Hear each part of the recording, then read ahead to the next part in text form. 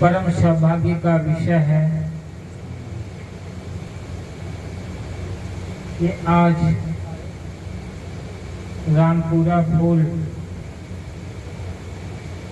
ग्राम में मोहनलाल जी ने अपनी धर्म पत्नी पुण्य स्मृति में ये सत्संग का आयोजन समायोजित किए। ऐसा अवसर मनुष्य जीवन में बहुत कम ही मिल पाता है और सौभाग्य का विषय तो ये है उस दिवंगत आत्मा को कि जिन्होंने अपने पति के रहते देह का त्याग किया। वो सौभाग्यशाली महिला होती है जो पति के जीवित रहते ही परित्राण कर जाती है। जैसा भी हो, उन्होंने अपने जीवन में अपना कर्तव्य का पालन किया और पति धर्म होने के नाते मोहनलाल जी ने भी बड़ी तन्मयता और बड़े मनोयोग के साथ अपने कर्तव्य का निर्वहन किया और जीवन रहते रहते तो अपने कर्तव्य का पालन कर ही रहे हैं। साथ में शरीर के परित्याग होने के बावजूद भी ये 1 वर्ष के बाद में वार्षिक कार्यक्रम या पुण्यतिथि के रूप में ये कार्यक्रम संपन्न करवा रहे हैं। मनुष्य जीवन में कुछ ऐसे पहलू होते हैं जिन्हें हमें स्मरण दिलाते हैं और स्मरण इस बात का कि हमारे जीवन में व्यक्ति की क्या उपयोगिता है। माता है, पिता है, पत्नी है, पति है, लड़के हैं, बच्चे, ये समाज के बनाए हुए रिश्ते हैं। ये रिश्ते नाते समाज ने बनाए हैं, इसलिए बनाए हैं कि परिवार में, समाज में एक सौहार्द बना रहे, आपस में एक दूसरे का स्नेह बना रहे, प्रेम बना रहे और अपने अपने दायित्वों और कर्तव्यों का पालन करते हुए मनुष्य जीवन को सुव्यवस्थित, सुखी और नैतिक और मर्यादा पूर्ण जीवन जी सके।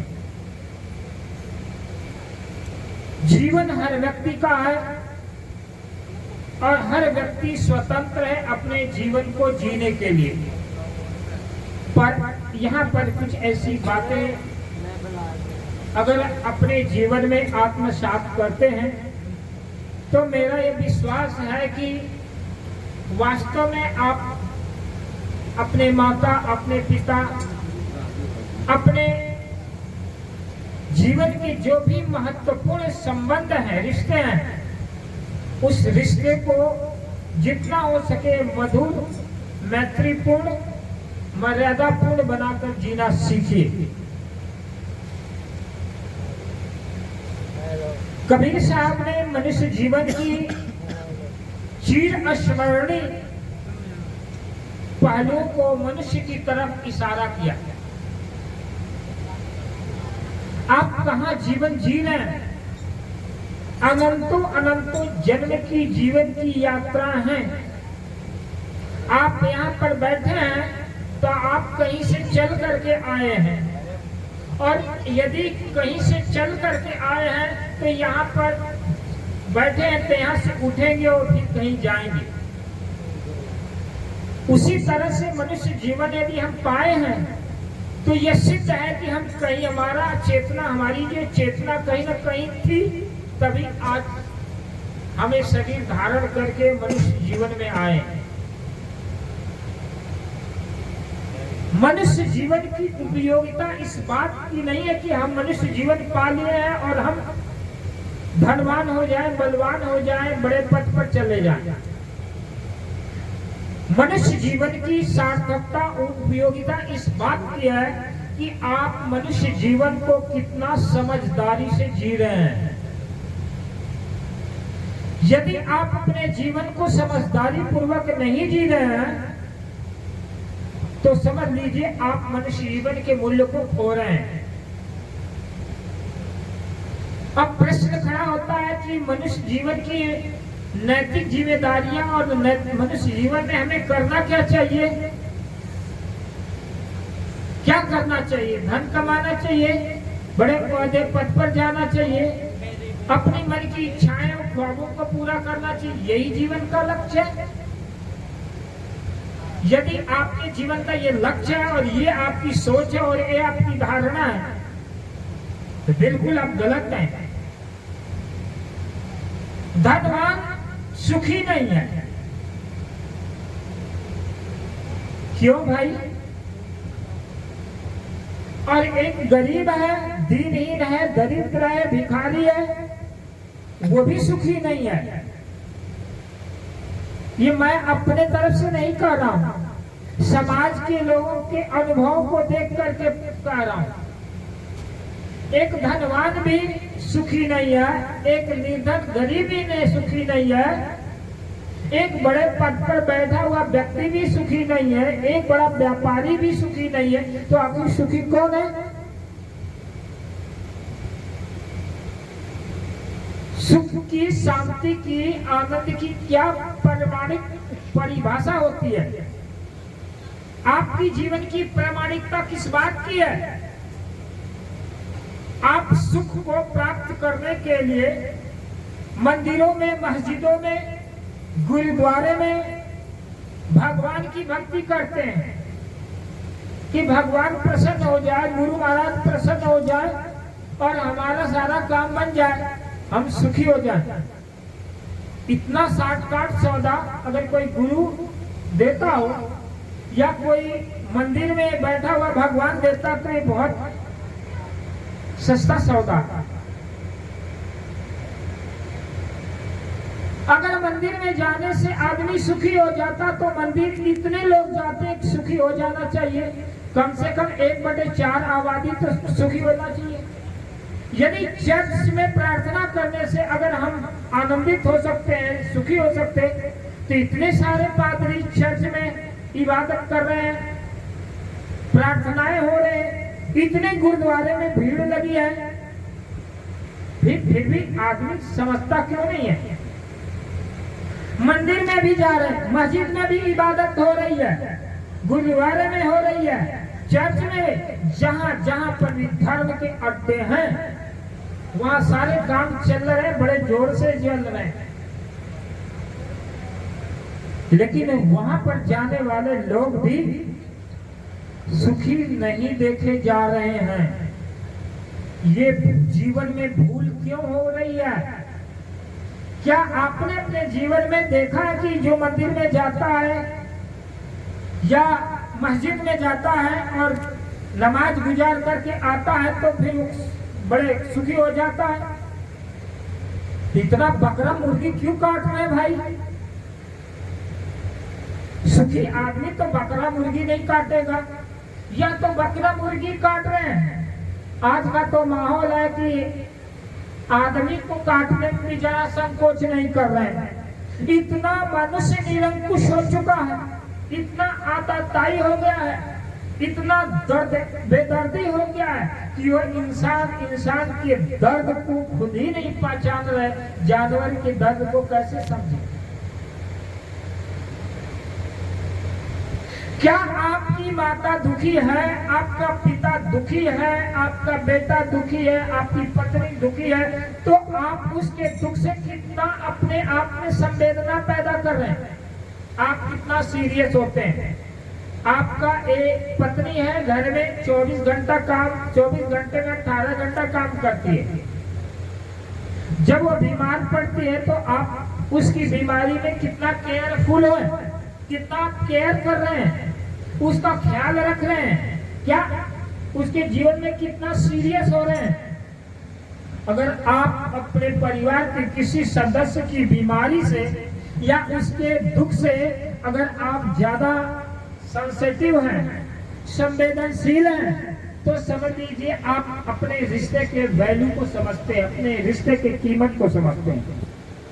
अन्यथा आप अपने परिवार के सदस्य को एक रोबोट की तरह इस्तेमाल कर रहे हैं। आज क्या है? तकनीक का युग है, तकनीक का युग है, और इस तकनीक के युग में हम जीवन के महत्वपूर्ण से महत्वपूर्ण कार्य को छोड़ करके उन समय को वहां हम व्यय करते हैं जहां की हमें व्यय नहीं करना चाहिए। सतगुरु कबीर ने कहा है, भूला लोग कहे घर मेरा, ईंट पत्थर के मकान हम जोड़ लेते हैं और कह लेते ये मेरा घर है। सुबह उठते हैं, घर की सफाई करते, जितना बढ़िया से अच्छा घर को सवार करते हैं, उतना घर को साफ सुथरा करके दिखाते हैं ये मेरा घर है। कबीर साहब कहते हैं कि भूला लोग कहे घर मेरा, जा घर में तू भूला डोले सो घर नहीं तेरा। हाथी घोड़ा बैल गाना संग्रह किया गनेरा, बस्ती में से दिया खदेरो जंगल किया बसेरा। गांठ बांध खच नहीं पटे बहुत क्यों नहीं फेरा, बीबी बाहर हरम महल में बीच मियाँ का डेरा। नौमन सूत अरुज नहीं सूझे जन्म जन्म उझेरा, कहीं कबीर सुनो हो साधो या पदका करूं निवेरा। ये कुछ 8 पंक्तियों की बातें हैं और कबीर ने इन 8 पंक्तियों में मनुष्य जीवन की सार्थकता और जीवन की निरर्थकता को बता दिया है। और हम इन्हीं 8 पंक्तियों के आसपास अपनी बात को रखेंगे। मेरा मानना है कि जितने समय तक आप बैठे इन बातों के आसपास अगर आप अपने मन को, अपने भाव को, अपने विचार को जोड़े रहेंगे तो पूरा नहीं, लेकिन कुछ क्षण तक जब तक आप बैठे रहें आपको जरूर सुख और शांति का एहसास होगा कि वाकई में हम अपने जीवन को किस दिशा में जी रहे हैं और हमें जीना कैसा चाहिए। क्योंकि मैंने पहले ही बताया कि सुखी कौन है? सुखी वही है जो अपने अंदर समझ रखता है। जो नासमझी रखेगा वह दुखी होगा। समझ के अभाव में अंधेरा है, और जिस दिन हमारे जीवन में समझ आ गई उस दिन जीवन के सारे संकट, जीवन की सारी विपदाएं, जीवन की सारी समस्याएं समाधान में बदल जाती हैं। सतगुरु कबीर और कहते समझाए समझे नहीं पर हाथ आप विकार, मैं खर्चा तू आपको सर चला सज्जमपुर जा। संत महात्मा या माता पिता समझदारी की बात करते हैं, परंतु हठी सटी मनुष्य समझ की बात को मानने को राजी नहीं होता। क्यों नहीं राजी होता? क्योंकि वह कभी ख्वाबों में और ख्यालों में, उम्मीदों में और आरजू में डूबा होता है। महत्वाकांक्षी के सपने देखते रहता है, उन्हीं सपनों में खोए रहने का आदी बना हुआ है कि मेरे को कोई दे दे, मेरे लिए कोई कर दे। किसी शायर ने कहा उम्र दराज, उम्र है हमारे 4 दिन के लिए, उम्र दराज मांग कर लाए थे 4 दिन और 2 आरजू में कट गए, 2 इंतजार में। 4 अवस्थाएं हैं मनुष्य की। एक बचपना है, खेल कूद में हम गवा देते हैं, जवानी होती है मौज मस्ती ऐशो हसरत में गवा देते हैं, फिर बुढ़ापा प्रौढ़ावस्था आती है। प्रौढ़ावस्था में सोचता है मैं तो नहीं कर पाया, मेरे लड़के बच्चे नाती पोते करेंगे। अब प्रौढ़ हो गया, तीसरापन आ गया, चौथापन बूढ़ा हो गया, आंख से दिखाई नहीं देते, हाथ से उठाया नहीं जाता, पैर से चला नहीं जाता, बेचारा मजबूर हो जाता है। अब मजबूरी में किसी तरह से उसे जीना है, जीवन है। और इस बुढ़ापे के जीवन में इतना संकट घेर लेता है, इतनी विषमताओं के बादल घेर लेता है कि उसको कुछ दिखाई नहीं देता है कि मुझे क्या करना चाहिए। परंतु जवान और बेटे बेटियों बहुओं को थोड़ा शर्म आनी चाहिए कि बूढ़े माँ बाप सास ससुर की थोड़ी केयर करें, उनका सम्मान करें, क्योंकि तुम्हारा भी एक दिन वही होगा तुम्हारे सास ससुर का जो हो रहा। तो बुरा दिन तुम्हारा ना आए, उसमें बुरे दिन आए हुए लोगों का ख्याल करना बहुत ही जरूरी है। भूला लोग कहे घर मेरा, जा घर में तू भूला डोले, सोच घर नाही तेरा।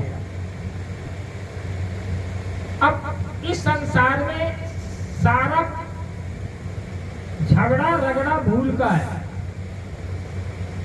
किस चीज का झगड़ा है? भूल का। घर परिवार में कोई वस्तु हम छोड़ देते हैं, रख देते हैं और रख करके भूल जाते हैं। अब पत्नी से पूछते हैं कि भाई मैंने पर्स रखा था, मैंने कच्छा रखा था, मैंने ये सामान रखा था, मैंने वो सामान कहाँ चला गया? अब पत्नी तो अपने काम में लगी हुई है, अब इसके सामान का ठेका तो लिया नहीं है। अब उस पर गुस्सा आता है, पति पत्नी पर गुस्सा आता। मैंने अपना कोट पैजामा शर्ट तो यही रखा था, यहाँ इस स्कूटी से वो स्कूटी पर क्यों चला गया? मैंने तो सामान यहाँ रखा था, यहाँ से वहां कैसे चला गया? छोटी छोटी बातों में हम अपनी भूल के जो गलतियां करते हैं, जो भूल करते हैं, वो हम दूसरे के ऊपर जिम्मेदारी ठोक देते हैं। जब भी कभी भूल आप करें या पत्नी करे, तो घर में शांति का, एक सौहार्द का एक यही माध्यम है कि अपनी भूल को हम स्वीकार कर लें कि हो सकता है ठीक है मेरी ही गलती हुई हो, मैंने ये वस्तु यहाँ पर रखा है और मेरे से भूल हो गई। स्वीकार कर लेने से समस्याओं का समाधान हो जाता है। और यदि हम भूल को स्वीकार नहीं करते हैं कि मेरी ये भूल है, तो भूल को ठीक करने के लिए हम 10 झूठ बोलते हैं और जीवन में उलझने बढ़ती चली जाती है। यह है व्यवहारिक भूल। दूसरा परमार्थिक भूल और तीसरे गुण सैद्धांतिक भूल। हम जीवन में 3 तरह के भूल करते हैं। घर परिवार में कोई वस्तु हम रख देते हैं और हम भूल जाते हैं और उसका जिम्मेदारी हम दूसरे को देते हैं। यह है व्यवहारिक भूल। व्यवहार में आप देखते हैं छोटी छोटी बातों को लेकर तिल का ताड़ हो जाता है और झगड़ा विवाद का कारण हो जाता है। यहाँ तक कि पत्नी और पति के बीच में तलाक आने की स्थिति बन जाती है। तो ये भूल जो है ना, इस भूल के प्रति हमें सावधान होना चाहिए। दूसरा है परमार्थिक भूल। हम अपनी चेतना को, आत्मा को भूल करके, अपने आप को भूल करके, अपने से परे कोई ईश्वर परमात्मा देवी देवता है, वो हमारा काम ठीक करेगा, वो सर्वशक्तिमान परमात्मा है, उसकी प्रार्थना करो, उसकी इबादत करो और वो हमारा सारा काम ठीक करेगा, बिगड़ा हुआ कार्य। इसके लिए हम मंदिर, मस्जिद, गुरुद्वारे में क्या करते हैं? प्रार्थना करने के लिए। उसको गुस्साया हुआ है भगवान, नाराज है, इसलिए थाल को सजा को हलवा, पूरी, फूल, नारियल ले जाकर उसको मनाने के लिए ले जाते हैं कि हे देवी देवता तुम नाराज हो तो मत को मेरा सारा काम बना दे। ऐसा करते हैं। आपका काम बिगड़ रहा है, आप दुखी हैं, तो क्या करने जाते हैं मंदिर में? 90% में 100% लोग जाते हैं अपना काम ठीक कराने के लिए। जाते हैं ना कि मेरा ये काम ठीक हो जाए, मेरा बिगड़ा सा काम, मेरे लड़के को नौकरी लग जाए, मेरी लड़की की शादी हो जाए, मेरा लड़का को जल्दी बहू आ जाए, मेरा ये हो जाए, मेरा ये हो जाए। ये इतना सीधा, इतना परमात्मा भगवान बैठा हुई आदमी का काम क्यों बिगाड़ रहा? अगर आदमी का काम परमात्मा बिगाड़ रहा तो परमात्मा बड़ा खुरापाती है। खुरापाती हुआ कि नहीं हुआ? क्योंकि उसको इंसान का काम बिगाड़ने में मजा आ रहा, इसलिए बिगाड़ रहा है। और हम जाते हैं उसको बनाने के लिए कि नहीं हमारा काम बना दे। जरा सोचिए कि हम सैद्धांतिक गलतियां कहां करते हैं। यदि हम अपना काम बिगाड़ रहे हैं तो काम को हम ही बनाएंगे। क्यों? आप कौन सा कर्म बिगाड़ रहे हैं? आप अपने कर्म को बिगाड़ रहे हैं। एक बैठा दारू पी रहा है, शराबी है। अब शराबी है, शराब पी रहा है तो नशा क्या पड़ोसी को होगा? अरे शराबी पिया तो शराबी को होगा। अब एक कहानी आ गई शराबी की। एक शराबी था, तो शराबी बहुत ज्यादा खुरापाती। शराबी था और शराब पीने का आदि अब पी लेता था तो लुंड हो जाता था। चलता था इधर तो चल पैर पड़ता होता उधर। किसी जा रहा है ठेके के पास, तो ठेके के पास जब जाता है तो उसकी आंखें चमकने लगती है। जब देखिए ऐसा लगता है आप जब हरी हरी नोटें देखते हैं तो आदमी चमक हो जाती है। और शराबी जब शराब का ठेका दिखता है, बोतल दिखता है तो उसको आंखों में ज्योति आ जाती है, चमक आ जाती है। तो ठेके के पास पहुंचा, शराबी पहुंचा, जैसे दारू पी लिया खूब कस के ढोलक अंग्रेजी बोतल चढ़ा दिया। और चढ़ाने के बाद में पी करके आया, तो आ रहा तो आते आते उसको कुछ नमकीन खाने का मन किया।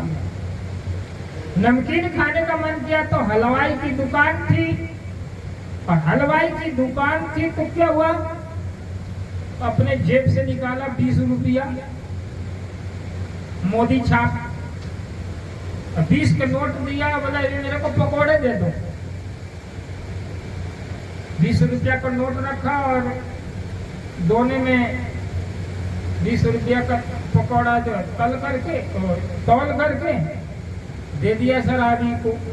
और शराबी झूम खा रहा है पकौड़ा और नशा चढ़े जा रहा है। चल रहा इधर, पड़ रहा उधर। और जिस रास्ते से उसका घर था उस रास्ते के बीच में धोबियों की बस्ती थी।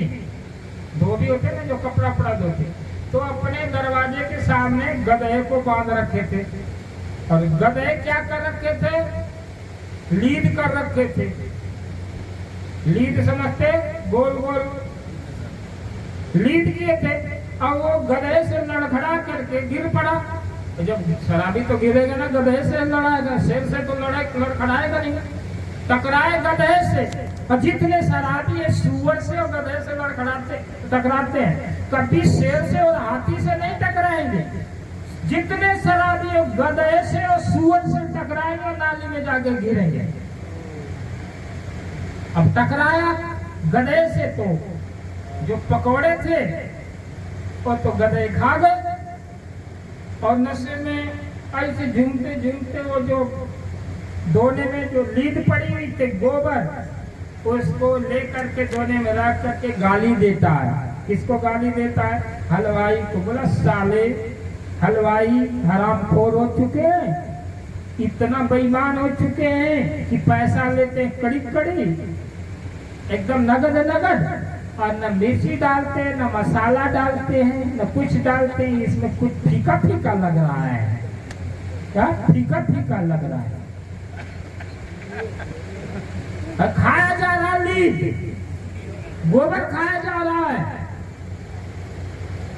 तो गोबर खा रहा है, गधे तो पकौड़े खा रहे हैं, और शराबी लीद खा रहा। जरा सोचिए बुद्धि खराब हुई कि नहीं हुई?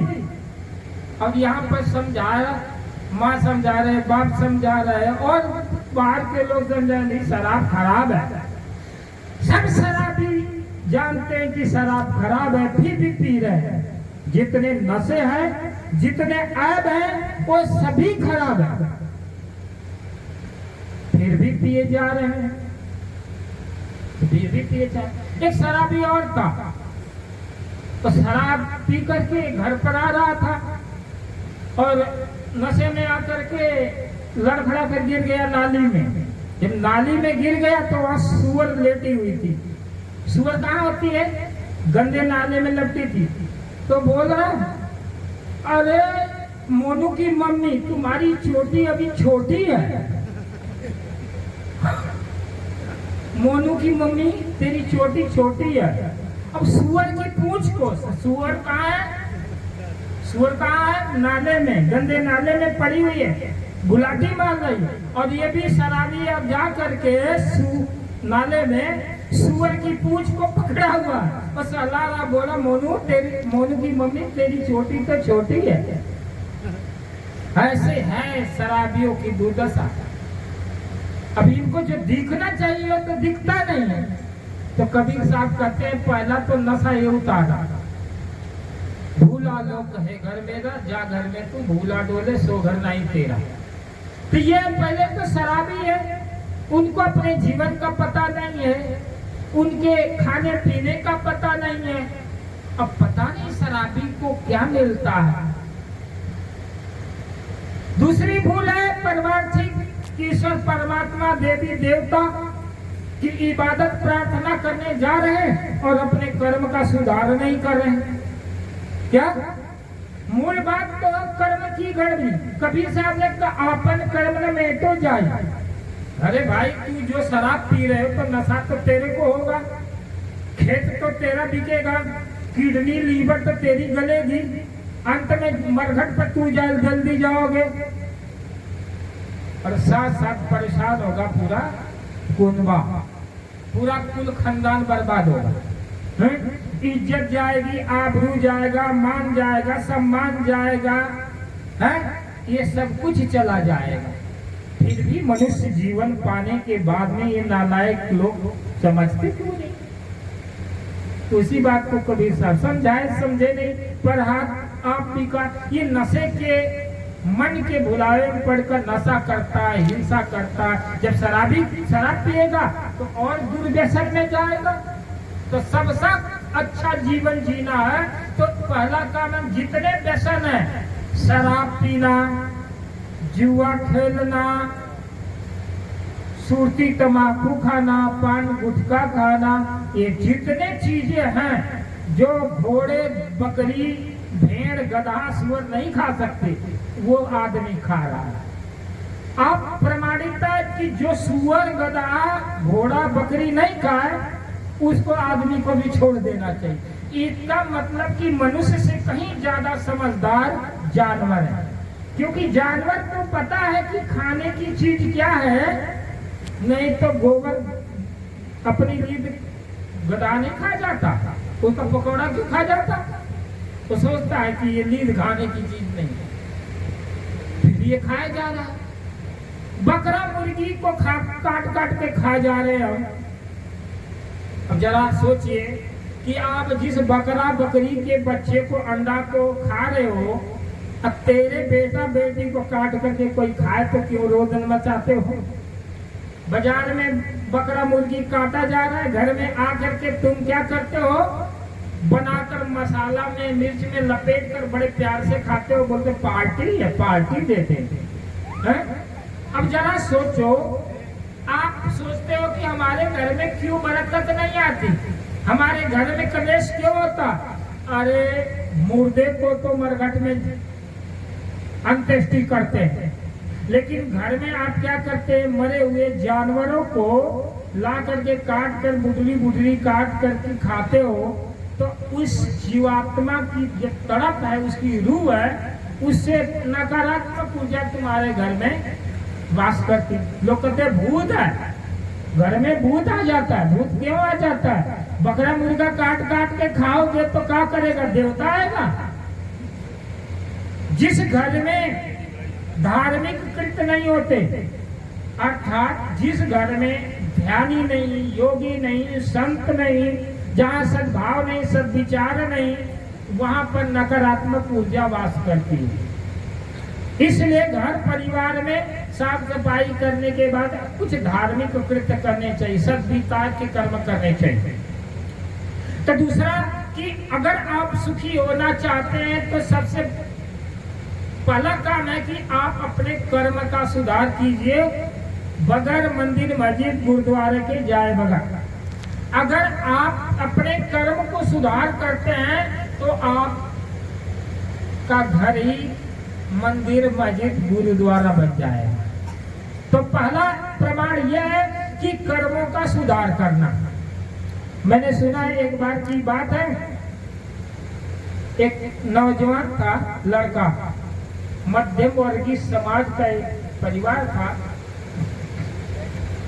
तो लड़का मैट्रिक की पढ़ाई की और मैट्रिक की परीक्षा दिया तो उसमें 90% मार्क आया। क्या 90% मार्क आया। बाप बड़ा खुश, बेटा बड़ा खुश। जब मार्कशीट लेकर आया रिजल्ट, पिता बोला तेरा लाल, तेरा बेटा 90% मार्क लेकर आया, कुछ घर में पार्टी दो, मीठा बनाओ, दलिया खीर पूरी बच्चे को खिलाओ। जब माँ, घर की जो पत्नी माँ थी बेटे की, तो सुनी कि मेरा बेटा 90% लाया तो बड़ा खुश हुई। और खुश होने के बाद बोले, माँ बोले कि दिखाओ मेरे को। और सर्टिफिकेट जो प्रमाण पत्र जैसे माँ पकड़ी, बेटा बोला अरे तुम क्या इसको जानती हो, तुम तो अनपढ़ हो।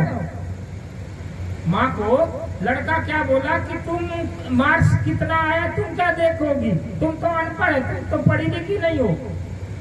और माँ बेटे की इस बात को सुन करके अपने आंखों से अपने पल्लू को समेटी और आंसू को समेट करके रसोई घर में पहुंच गई।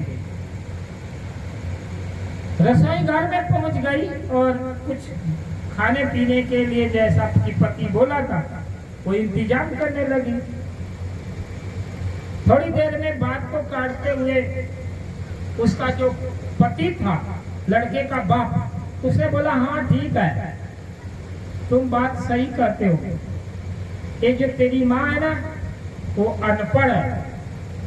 क्योंकि जब मेरी शादी हुई थी तो 3 महीना के बाद ही तुम इसके पेट में प्रवेश कर गए, यानी शादी के 3 महीने बाद ही तुम्हारी माँ को गर्भ हो गया और उस गर्भ में तुम थे।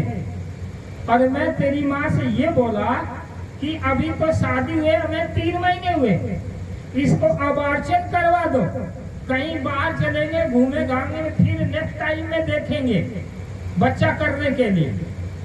पर तेरी माँ ने मना कर दी कि नहीं बच्चा हो जाएगा फिर तो घूमते रहेंगे जीवन में। ये माँ अनपढ़ थी, ये गलती तेरी माँ की।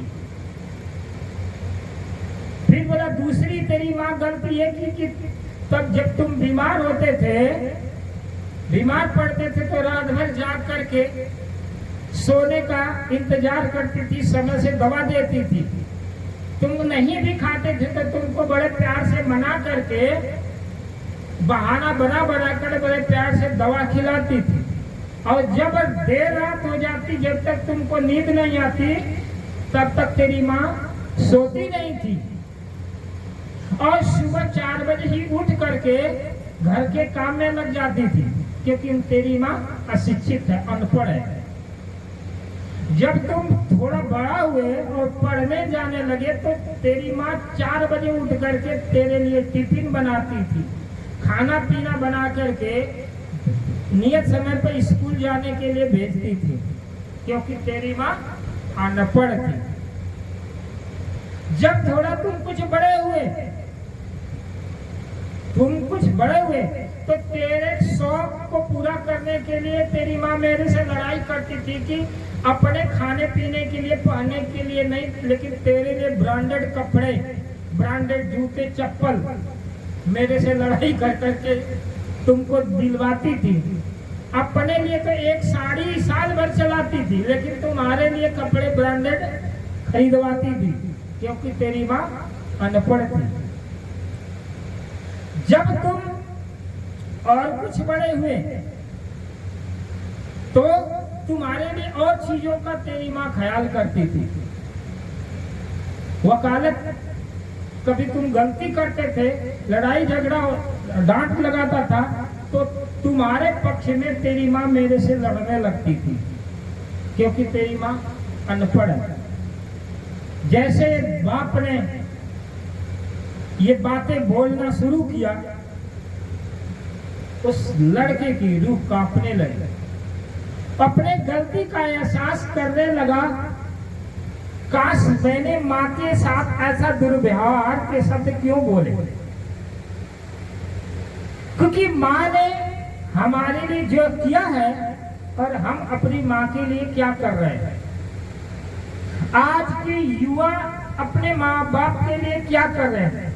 क्या वही भूल नहीं कर रहे हैं जो कि आए दिन हर परिवार में हो रहा है?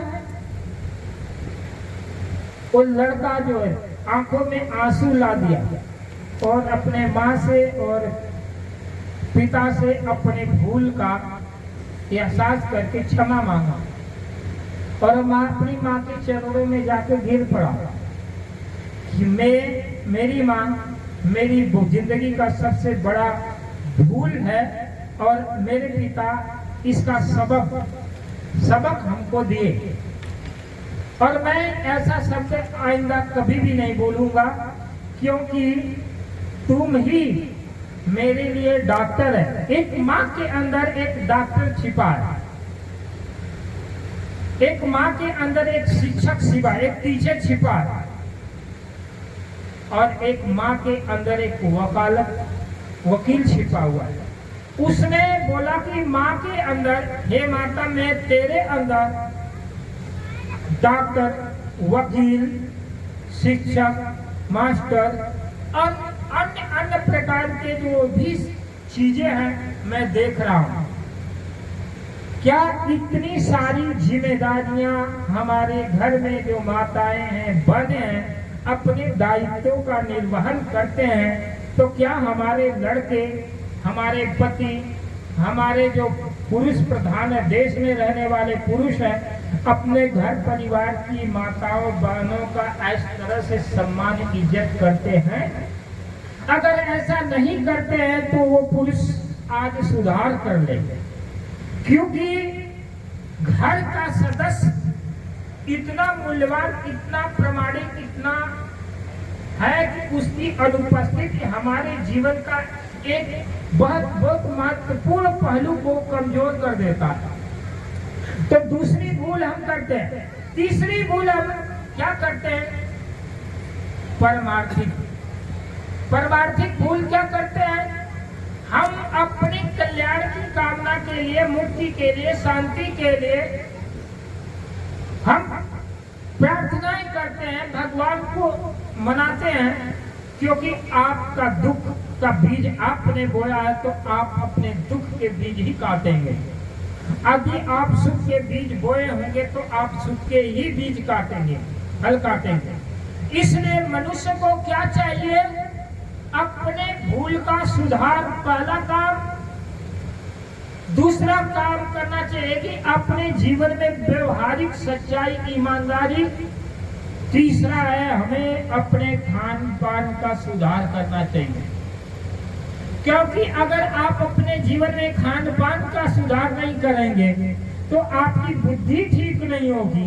आपकी जब बुद्धि ठीक नहीं होगी तो उस बुद्धि में सम्यक विचार नहीं आएंगे, और सम्यक विचार नहीं आएंगे तो सद्बुद्धि नहीं होगी। सद्बुद्धि नहीं होगी तो आपके अंदर कुबुद्धि का वास होगा, और आपके जीवन में कुबुद्धि होगी तो इंद्रियां दूषित होगी। इंद्रियां दूषित होंगी तो मन कलुषित हो जाएगा, और मन कलुषित हो जाएगा तो बुरे कर्म होंगे, और बुरे कर्म जब होंगे तो आपके जीवन में दुख होगा। दुख के बीज किसने बोया? मैंने बोया। तो हमें अगर सुख प्राप्त करना है तो हमें क्या करना है, दुख के कर्म करना बंद आज ही से कर दे, ताकि सुख के बीज उगे और हमारा जीवन खुशहाल हो सके। भूला लोग कहे घर मेरा, जा घर में तू भूला डोले, सो घर नहीं तेरा। एक घर वह है जिसमें हम 24 घंटा उठते हैं, बैठते, खाते, पीते हैं। एक घर हमारा ये शरीर है, न ये घर हमारा साथ देगा, न ये शरीर हमारा साथ देगा। फिर साथ क्या देगा, अच्छे बुरे कर्म तुम्हारा साथ देंगे। तो अच्छे कर्म करना चाहिए। जा घर में तू भूला डोले, सो घर नहीं तेरा। हाथी घोड़ा बैल बाहना संग्रह क्यों बनेगा। कभी साथ करते कि भाई ये क्या पगलाई वाला काम कर रहे हैं। ये हाथी घोड़ा बैल वाहन ये सारा चीज बहुत बड़ा इकट्ठा कर ले। अरे एक ही गाड़ी घोड़ा से काम चल जाए। दरवाजे पर अब तो दो कार, टाटा सफारी, स्कोडा, दुनिया भर की गाड़ी खड़ा कर रहे हैं लोग। किसी को खाने को नहीं मिल रहा, किसी ने पूरे गाड़ी की फौज लगा रखा। सतगुरु कबीर साहब कहते गाड़ी घोड़ा बैल बाना संग्रह क्यों घनेरा। लेकिन जितनी जितनी रुपये पैसे इकट्ठा कर करके बैंक बैलेंस कर रहे हैं, ब्लैक मनी चुरा चुरा के जमा कर रहे हो, उल्टे सीधे खर्चा कर रहे हो, ये कोई काम नहीं आएगा। एक दिन मरोगे तो घर से निकाल करके तुमको जंगल में ले जा करके घास फूस की तरह जानवर की तरह जला देंगे। ये बाल भी जल जाएगा, हाड़ भी जल जाएगा, खाल भी जल जाएगा, सब कुछ जल जाएगा। और जल करके 250 ग्राम राख बन जाओगे। क्या जितनी अकड़ियां हैं, धन दौलत जमीन जायदाद पद प्रतिष्ठा कोठा कटरा महल अटारी का, ये बस 250 ग्राम राख की ढेरी बन जाओगे, कोई काम नहीं आएगा। ये भूले मत फिरो कि मेरा ये है, मेरा बेटा, मेरा बेटी, मेरा फौज, मेरा ये है, इतना घर, इतनी कोठा कमरा, इतना कौरव के 100 पुत्र थे, चले गए। रावण की इतनी खानदान लंबी तो सब चले गए, पता ही नहीं चला। और हम छाती बुला करके चौड़ी करके 56 इंच की छाती दिखाते, मैं बड़ा ताकतवर हूँ, मेरा बहुत इतना है। कबीर साहब कहते कुछ भी नहीं, घर से निकाल दिए जाओगे कान पकड़ करके, और तुम तो चल भी नहीं पाओगे। 4 आदमी के कंधे पर लाद करके जाओगे। तेरी इतनी हिम्मत नहीं होगी कि तू चल भी सके। और 4 के कंधे में जा करके शमशान घाट में जंगल में एकदम उठाई करके फूक देंगे सब, जिसे रद्दी कागज है। रद्दी कागज भी काम का होता है, लेकिन आदमी का शरीर उससे भी बेकाम है। कबीर साहब कहते बस्ती माँ से दियो खदेरा, जंगल कियो बसेरा। आज प्राण छूट जाए, आधा घंटा के में अंदर घर परिवार के खुद की, भाई इसको घर में से जल्दी से निकालो, नहीं तो मरा भूत हो जाएगा। अब भूत नहीं होगा तो क्या यहाँ रोग व्याधि होगी, सड़ेगी बारी, जल्दी बाहर करो जल्दी। जितने रिश्ते नाते के लोग हैं उनको बुलाकर जल्दी से फोन करके जल्दी से भाग करके आओ, सारा काम छोड़कर मर गया है, ये अंतिम मुलाकात कर लो, ये इसको जलाना है। अरे भैया गाना गुड़िया चांदी सोना पर वो भी निकाल लेते, खट खट खट खट। भाई ये कीमत है, कपना सोने का काड़ा और का गाना गुड़िया भूषण तुरंत निकाल लेंगे जल्दी से, क्योंकि ये काम का है। और ये जिसके लिए खूब जोड़ जोड़ कर धन जमा रहे, ये बेकार का हो गया। देखो जरा इस संसार में कितना खेला है। ये अकल कब आएगी, समझ में कब आएगा कि दुनिया में मेरा की कोई नहीं है, कि मरते ही समय जंगल में ले जाया जाएगा, बस्ती खदेड़ दिए जाओगे। कबीर साहब कहते गांठ बात खर्च नहीं पठो, जो गांठ में पैसा चुरा चुरा कर पल्लू में रखे हो, पर्स में रखे हो, अलमारी में रखे हो, गोदरेज की छिपा छिपा गड्डी का गड्डी, वो फिर मरने के बाद वहाँ जंगल में नहीं जाएगा, वो यहीं कहीं पेटी में रहेगा। गांठ की बात खर्च नहीं पठे, कोई तुमको खर्चा भेजने वाला नहीं है मरने के बाद, खर्च नहीं। बहुनियोग को फेरा, फेरा का मतलब तुम्हारी कोई खबर लेने वाला नहीं है तुम्हारे घर परिवार। अब मोहनलाल तो कम से कम खबर भी ले रहा है, साल भर के बाद में अपनी पत्नी के नाम पुण्य तिथि मना रहे। ये हंसराज इनके दोनों लड़के चलो सत्संगी हैं, आए अपनी माँ के नाम ने याद में कुछ तो कुछ दान पुण्य कर दे, गरीब को खिला दे, इष्ट मित्रों को, क्योंकि हम जो भी शुभ अशुभ कर्म करते हैं वो धन के द्वारा आता है, धन की वजह से जाता है। अगर हम इसका सत्कर्म नहीं करेंगे तो दारू पी जाएगा, सट्टा खेल जाएगा, बचा खुचा रहेगा तो डॉक्टर को दे देगा, उससे बचेगा तो लड़ाई झगड़ा कुमती मन में कुमती लड़ाई झगड़ा तो फौज पादा पुलिस और कोर्ट कचहरी में दे जाएगा। तो भाई कम से कम सद्बुद्धि, चलो साल भर में पत्नी के ही नाम से, माता के नाम से कम से कम खिला दो पिला दो, कम से कम कुछ संस्कार तो बना रहे। नहीं तो क्या है, लड़ाई झगड़ा करोगे पुलिस को चला जाएगा, कोर्ट कचहरी में चला जाएगा, बीमारी है तो डॉक्टर के यहाँ चला जाएगा, और नहीं बचा खुचा रहेगा तो धन तो नाश करेगा ही करेगा, दारू पी लेगा, उलाट देगा, पड़ा देगा।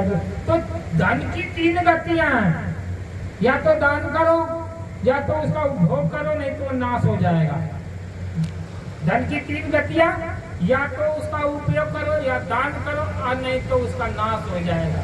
नाश का मतलब ये तीन तरह से, लड़ाई झगड़ा पड़ोसी करो, सिर फटा फोड़ दोगे, किसी को बंदूक मार दोगे, ले जाओगे जेल में, पुलिस खाएगा, कोर्ट कचहरी जाएगा। ज्यादा खा लिया, उल्टा सीधा काम में दारू पी लिया, जुआ सट्टा कर दिया, उसमें चला जाएगा, ये नाश हो जाएगा। लोगों के तो खेती बाड़ी बीत जाते, घर मकान बीत जाते। दारू पिएगा, किडनी खराब हो जाएगी, घर मकान कर्जा लेकर के डॉक्टर बोले 3 लाख रुपया चाहिए ऑपरेशन को, किडनी लीवर को। अब बेटा को बचाना है क्योंकि मोह है, जीतता मरता क्या नहीं करता, तो घर भी बेचेगा, कर्जा भी करेगा, और डॉक्टर को ले जाकर दो मेरे बेटे को बचाओ, है उसकी जिंदगी को बचाओ, मर जाएगा। तो बताओ क्या है, धन का दुर्व्यवहार हुआ ना, धन का नाश हुआ ना। तो ये कबीर साहब या संत महात्मा मनुष्य को जीने का तजुर्बा देते हैं। गांठ बात खर्च नहीं पटवे, बहुत नहीं कियो फेरा, फिर मरने के बाद कोई खबर नहीं है भैया, कोई मरने के बाद बता नहीं पूरी ये डॉक्टर ठीक ठाक है कि नहीं, ऐसा है कि नहीं, हालचाल लेने वाला नहीं है, कुछ भी हालचाल नहीं, गया तो फिर गया। कबीर साहब ने कहा है, बीवी बाहर हर महल में, बीवी बाहर, घर की जो विवाहिता पत्नी है उसको क्या घर से बाहर खदेड़ दिया, हर मले बेस्या, उसको घर में ला दिया। ये आदमी क्या करे, तो बीवी बाहर हर महल में बीच मियाँ का डेरा। ये घर में बीवी का ये विवाहिता पत्नी तो सद्प्रवृत्ति रूपी सुहागिन पत्नी हमारी सद्बुद्धि है, तो सद्बुद्धि को तो क्या कर दिया, हरम घर से भगा दिया, और कुबुद्धि रूपी वेश्या को, जो बाजारू औरत है, कुबुद्धि क्या है, जो विनाश करती, वेश्या हरण कर लेती है, धन का हरण करती, चरित्र का हरण कर लेती है, और न जाने कितना कितना का चीजों का हरण कर। तो ये मन रूपी सद्बुद्धि रूपी सुहागिन विवाहिता पत्नी का जो घर से भगा दे रहा, जीवन से आदमी भगा दे रहा, कुबुद्धि रूपी वेश्या को अपने घर में दिल में जगह दे देता है। उसी बात को कबीर साहब ने इस उलटवासी में कहा कि बीवी बाहर हर महल में बीच मियाँ का डेरा, मियाँ का डेरा, जो चेतन आत्मा जो मन है, अनकॉन्शियस माइंड है, ये बेचारा समझ नहीं रहा कि तुम्हारा कल्याण कैसे होगा। वेश्या कभी भी अपने ग्राहक को संतुष्ट नहीं करती, वो नैतिक पतन करती है, लेकिन जो सुहागिन होती है, विवाहिता पत्नी होती है, दुख में सुख में, दुख में सुख में और समय में क्या करती है, पत्नी ही ख्याल रखती है। तो जो अपने जीवन में सद्बुद्धि रखता है, सद्भाव रखता है, वही व्यक्ति क्या है, जीवन में सुखी हो सकता। बुद्धि वाला आदमी कभी सुखी नहीं हो सकता। बीवी बार हर महल में बीच मियाँ का डेरा, और 9 मन सूत अबुझ नहीं सूझे, जन्म जन्म उझेरा। अगर आप अपने जीवन में सुहागिन रूपी सद्बुद्धि रूपी सुहागिन अपनी पत्नी को हृदय में जगह देंगे अपने घर में, तो क्या होगा? आप सदा सुखी रहेंगे। और यदि कुबुद्धि को करेंगे तो नौमन सूट अरुज, कबीर साहब कहते हैं नौमन सूट अरुज नहीं सूझे जन्म जन्म हो जाए, फिर जन्म जन्म दुख ही दुख है, एक जन्म नहीं लाखों जन्म दुख ही दुख है। नौमन सूट क्या है?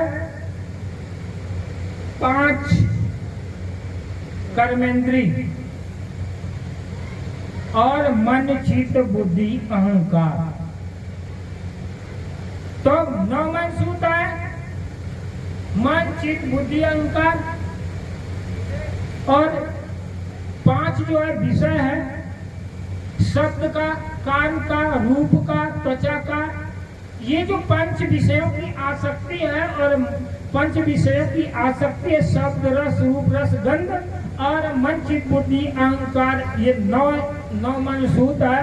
इन्हीं 9 तत्वों से बना हुआ सूक्ष्म शरीर, जिसके द्वारा पुनर्जन्म होता रहता, मरता रहता, जीता रहता, मरता, इस जन्म से उस जन्म, इस जन्म से उस जन्म, ये जीव दुख भोगता रहता है। जीवन में उसे स्वप्न में भी सुख नहीं मिलता। ये नौवां सूत्र सुलझेगा क्या किसी ईश्वर परमात्मा से प्रार्थना से? नहीं, ये नौवां सूत्र स्वयं ही सुलझाना पड़ेगा। तो कैसे सुलझेगा? अपने मन से बुरे कर्म मत करो, अपने शरीर से बुरे कर्म मत करो, अपने वाणी से बुरे कर्म मत करो। मन वचन और कर्म से बुरे कर्मों का त्याग करने से ही आपके कर्मों का सुधार होगा। किसी ईश्वर परमात्मा और देवी देवता की पूजा पाठ प्रार्थना से नहीं होगा। अब प्रश्न होता, कबीर साहब कहते हैं कि कहीं कबीर सुनो हो साधो, कहीं कभी सुनो हो साधो। साधो का मतलब कौन है? ये सफेद कपड़ा पहनता हुआ बाबा जी? नहीं, मन को साधो। जिस व्यक्ति ने मन को साध लिया, साधो का मतलब साधने वाला, संयम करने वाला। मोक्षस नहीं ग्रामांतर में वह अज्ञान ग्रंथि नाशो मोक्ष इति स्मृता। जो अपने मन को, इंद्रियों को संयम में रख करके मन को मजबूत करता, मन को विकारों से मुक्त करता, वह साधो। कहीं कभी सुनो हो साधो, यह पद का करहु निवेरा। कौन सा पद? का कलेक्टर और प्रधानमंत्री राष्ट्रपति का पद? अरे ये दुनिया में बड़े से बड़े पद हैं, लेकिन वो पद सब व्यर्थ है। ये मनुष्य का जो पद है ना, ये मानव जीवन ही सबसे बड़ा पद है। ये पहला पद है। कबीर साहब ने कहा सुनो साधो, कहीं कभी सुनो साधो, यह पद का करहु निवेरा। निवेरा करने का मतलब अगर इसका निवेरा नहीं करेंगे तो फिर 84 खड़ी है। दारू शराब उल्टे सीधे खान पान करके, क्या कुकर सुकर गाय बैल भेड़ बकरी की खाने में जाकर के पराधीन होकर के केवल भोग कर्म भोगेंगे। कर्म करने की आजादी, कर्म करने की स्वतंत्रता केवल मनुष्य जीवन में। मोक्ष प्राप्त करने की जो भूमिका ये मनुष्य है, तो इस मनुष्य जीवन को समझिए। अभी एक उदाहरण, एक बाड़ी को विराम में मैंने सुना है, एक बड़ी पार्टी थी। पार्टी समझते? पार्टी का मतलब जहाँ कोई जलसा होता है, खाने पीने का अच्छा प्रबंध होता है, बढ़िया अच्छी अच्छी मिठाइयाँ और सब बड़े 100 व्यंजन नाना प्रकार के। एक पार्टी में पहुंचे डॉक्टर साहब। डॉक्टर पहुंचा, डॉक्टर जब पहुंचा तो वो डॉक्टर बड़ा प्रसिद्ध था, नामी गामी डॉक्टर था। तो उस पार्टी में जितने रोगी थे तो सोचे भाई ये तो डॉक्टर बहुत प्रसिद्ध है, अब इसके डिस्पेंसरी में जाएंगे तो फीस लेता है, चलो यही इलाज के लिए पूछ लेता हूँ। तो इतना प्रसिद्ध डॉक्टर था। पार्टी में जो भी रोग थे, किसी को जुकाम है, किसी को बुखार है, किसी को कुछ है, तो सलाह लेने लगे, पूछने जांचने लगे। कि भैया मेरा ये रोग है, मेरे को रोग है, ठीक है। अब वो तो बड़ा परेशान हुआ। कौन परेशान हो गया? डॉक्टर परेशान हो गया। उसी पार्टी में कई लोगों का इलाज बता करके एक वकील बैठा था। तो वकील बैठा था, वो लोगों से थोड़ा फुर्सत लेकर डॉक्टर वकील के पास पहुंच गया।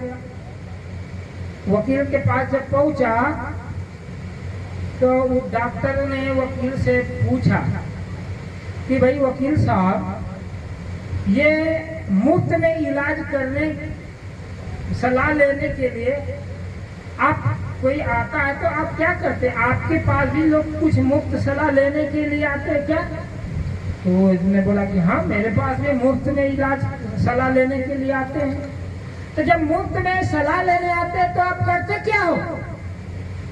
ये पूछा कि हमारे पास ही पार्टी में जब मैं आया हूँ तो ये मुफ्त में सलाह ले रहे हैं, बीमारी है, और जब आपके पास कोई मुफ्त में सलाह लेने आता तो आप क्या करते हो? उसने बोला सीधी सीधी बात है, मैं मुफ्त में सलाह दे देता हूँ और बिल उसके घर भेज देता हूँ। मुफ्त में सलाह देता हूँ, बिल उसके घर में भेज देता हूँ। तो ये बात तो डॉक्टर को पसंद आई। तो जिन जिन लोगों को मुफ्त में पार्टी ने सलाह दिया था उसका लिस्ट बनाने लगा, बिल बनाने लगा। दूसरे दिन जैसे दूसरा दिन बीता, दूसरे दिन उसके दरवाजे पर बेल, घंटी बजी। डॉक्टर साहब ने बोला कि भाई देखो दरवाजे पर कौन आया है। नौकर गया भाई वकील साहब के यहाँ से एक चपरासी आया है। वकील साहब के घर से चपरासी आया, बोले क्या करने के लिए आया? वो बिल भेजा है जो कल वकील साहब से आपने सलाह लेने गए थे ना, सलाह लिए थे ना, उसी का बिल भेजे। तो माथा पटक लिया, ये तो फ्री सलाह में, फ्री तो सलाह लिया था। और फिर वो वकील ने सीधे उसके दरवाजे पर जो दूसरे दिन बिल भेज दिया।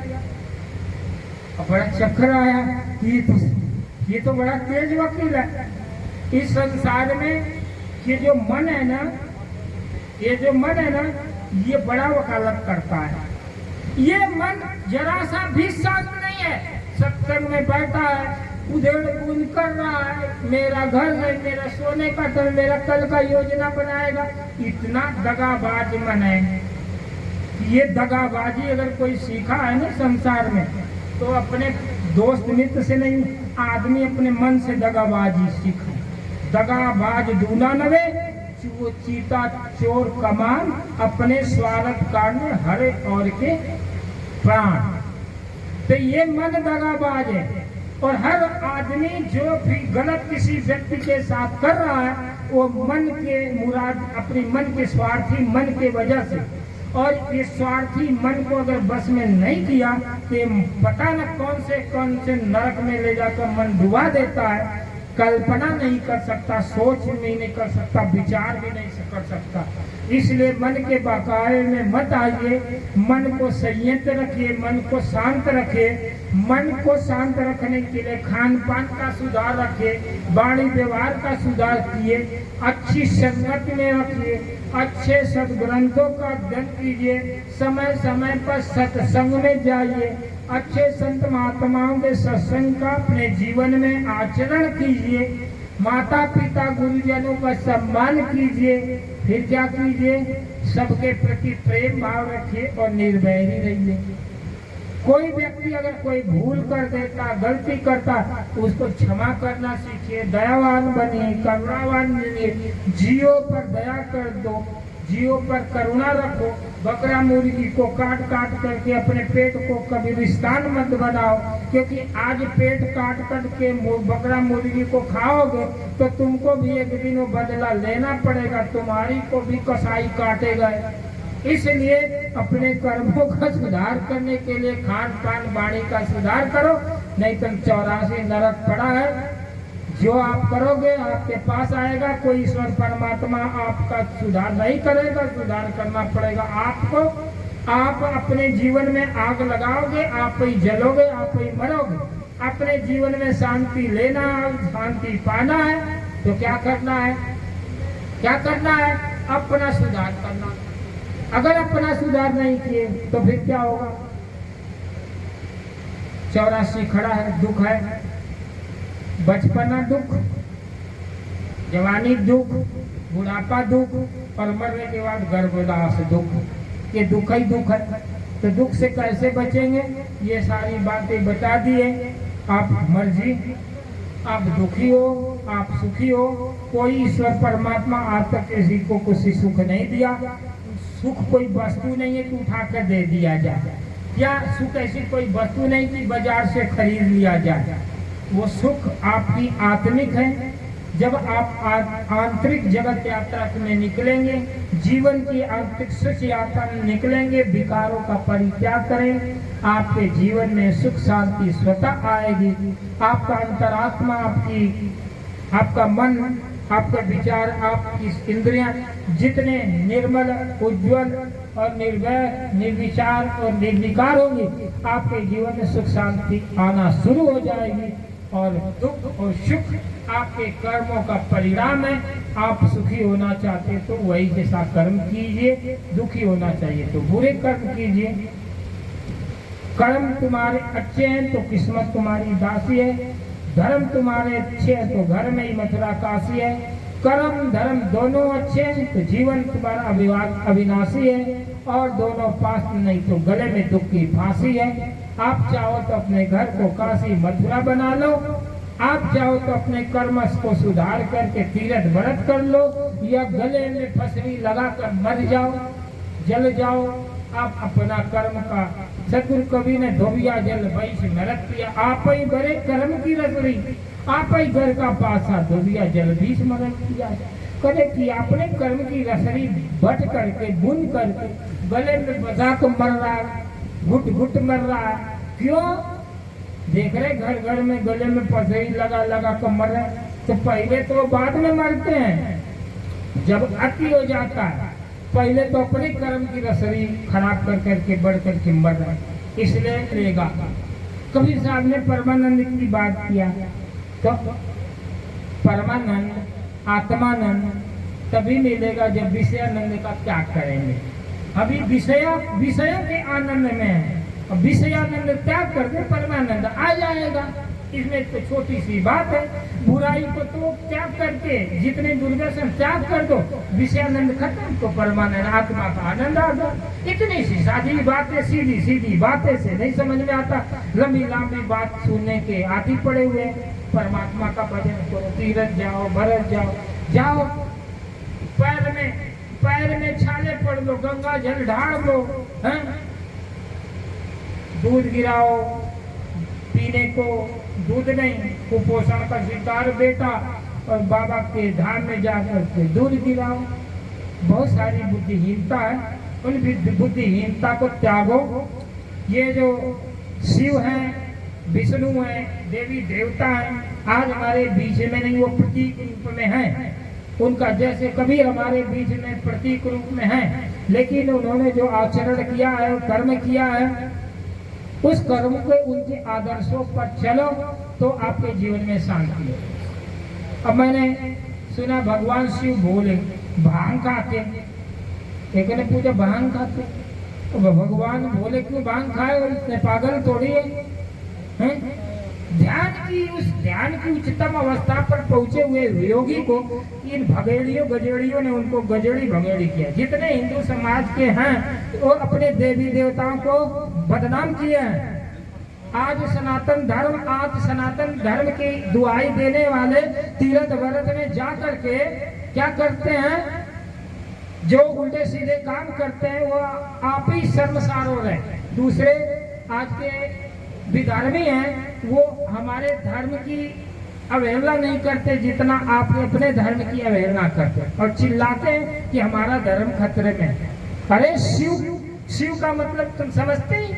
शिव जो डमरू बजाने वाला, त्रिशूल, वो तो प्रतीक है, त्रिशूल है। त्रिशूल में क्या है? डमरू, मन ही डमरू है। सतोगुण, रजोगुण, तमोगुण क्या है? ये तमोगुण से ही तो मन चलायमान है। ये आध्यात्मिक अर्थ ज्ञान कहाँ से लोगे? जाकर त्रिशूल लगा लिए, डमरू ले लिए, भोले जटा। आज गली गली में देखते हैं लड़के लड़कियां शिव पार्वती बनाकर घुमा रहे, बोले भोले का शादी हो रहे। अब उनका आचरण देख नहीं रहे, उनका आचरण तो सीखो। कितनी पतिव्रता पार्वती 1000 तक तपस्या करती रही अपने पति के प्रति, शिव के प्रति, अपने पति के अंदर निष्ठा। और शिव ऐसा अवघड़, अवघड़ का मतलब अवले नहीं, घर में अहंकार। शिव के अंदर कोई अहंकार नहीं, अवले नहीं, घोर मने घोरी। जिसका जीवन सरल है, जिसका जीवन जटिल नहीं, जो थोड़ी बातों में सहज हो जाता, जिन्होंने संसार के दुखों को मिटाने के लिए जहर पान कर लिया, तो भगवान शिव तो जहर पान के लिए। और ये सुल्फा पी रहे हैं, दारू पी रहे हैं, गांजा पी रहे हैं, भांग खा रहे हैं, बोले बाबा भांग है। और वो 24 घंटा व्यक्ति भंग अवस्था, ध्यान की 8वीं अवस्था होती है भंग अवस्था। पहली, दूसरी, तीसरी स्टेज को करते करते एक ऐसा योगी जो ध्यान की 8वीं अवस्था पर पहुंच जाता है, जो निर्विकल्प समाधि होता है, संप्रज्ञान समाधि, उस समाधि में पहुंचा हुआ व्यक्ति को भंग अवस्था का ध्यान ही होता है। उनमें सांबी मुद्रा लग जाती है। वहां पर न भूख लगता है न प्यास लगती है, वो भोजन पानी पर निर्भर नहीं होता, वो निर्विकल्प समाधि, उसके अंदर जरा सा भी विकार नहीं होता। उस अवस्था में पहुंचे हुए योगी को भग्नवासी, भग्न, वो निर्भग्नवाता, उसको कहते हैं, क्या कहते हैं? भंग ध्यान की अवस्था। उस अवस्था में पहुंचा हुआ जो योगी होता, परम अवस्था में परम सत्य को, परम का साक्षात्कार कर लेता। और ये जो है उसके नाम से ध्यानवान तो करते नहीं, और भांग खा करके मस्त है, कैसी मस्ती आ रही है? जरा देखो ये बुद्धियों। और बहुत सारी चीजें हैं, जैसे सर्प है। अभी देखो उदाहरण के तौर पर गणेश जी का जो है सवारी कौन है? चूहा। चूहा का आहार कौन है? मोर है। मोर किसका सवारी है? उनके कार्तिकी का। और नंदी का शिव का सवारी कौन है? नंदी है। और पार्वती का, देवी दुर्गा का सवारी, पार्वती का सवारी क्या है? शेर है। ठीक है, शेर है कि नहीं? अब देखो शेर कभी नंदी का शिकार नहीं कर रहा है, शेर कभी नंदी का शिकार नहीं, दोनों पास में बैठे हैं। गले, भगवान शिव के गले में सांप है, लेकिन उनके लड़के का सवारी कौन है? मोर है। मोर सर्प को नहीं खा रहा, और सर्प का आहार, शिकार कौन है? आहार कौन है? चूहा है। और चूहा को से सांप नहीं खा रहा। ऐसी घनिष्ठता, इतनी निर्वैर है। भगवान शिव के 2 पुत्र कार्तिकेय और गणेश। परिवार नियोजन सीखना है तो शिव और पार्वती, परिवार नियोजन, हम दो हमारे दो। ये सरकार क्या ज्यादा लगाएगी, कानून बनाए? भगवान शिव पहले ही, आदि पुरुष ने पहले परिवार नियोजन की प्रणाली बना रखा, नियम कि हम दो हमारे दो। भगवान शिव, पार्वती और कार्तिकेय और गणेश, 2 संतान। तो कार्तिकेय, गणेश और शिव पार्वती और उनके वाहनों में कितनी विषमताएं हैं, शिव के स्वरूप में कितनी विषमताएं, लेकिन विषमता होने के बावजूद भी समता है, सभी समता है। इस बात को केवल सुनना नहीं है, पूजने की बात नहीं, वो आपके जीवन में होना चाहिए। शेर क्या है? सौर ही, आपके अंदर जो सौर है वो शेर है। नंदी क्या है? आपके अंदर जो आनंद है, जो आत्मिक आनंद, वही नंदी है। शिव क्या है? जो आत्मा है, कल्याण स्वरूप, ये आत्मा आप ही है। शक्ति क्या है? आपके अंदर सतो प्रवृत्ति रूपी पार्वती ही सती है, पार्वती है। और चूहा क्या है? चूहा का क्या प्रतीक है? ये मन। और दूसरा सर्प जो है वासना है। जो सर्प हमारे देखते, ये मन के अंदर हमारी वासना, यही तो सर्प है। ये 10 नहीं 24 घंटा काम की वासना, क्रोध की वासना, लोभ की वासना, इसी से तो हम पीड़ित हो रहे हैं, पीड़ित हो रहे हैं। ये 24 घंटा सोचे कि भगवान शिव के गले में सांप लगता, अरे तुम्हारे शरीर में भी काम क्रोध वासना के सर्प लिपटे हैं, चारों दिन, चारों 24 घंटा लपटाए हुए। ये सारी चीज जो ऊपर जो देवी देवता का चित्र है, ये केवल प्रतीक के ऊपर, वो सारा चीज हमें आध्यात्मिक शक्तियों के द्वारा, साधने के द्वारा जानना है, मानना है और जीना है। उल्टे पानी डाल करके ओम नमः शिवाय, ओम नमः शिवाय करके कुछ हासिल नहीं हुआ, ना आगे होने वाला। परंतु इसके रहस्य को समझोगे और ठीक ठीक जीवन को जिएंगे तो आप सही मायने में क्या है, आपके जीवन में शांति और कल्याण आए। प्रेम से बोले श्री सद्गुरुदेव की।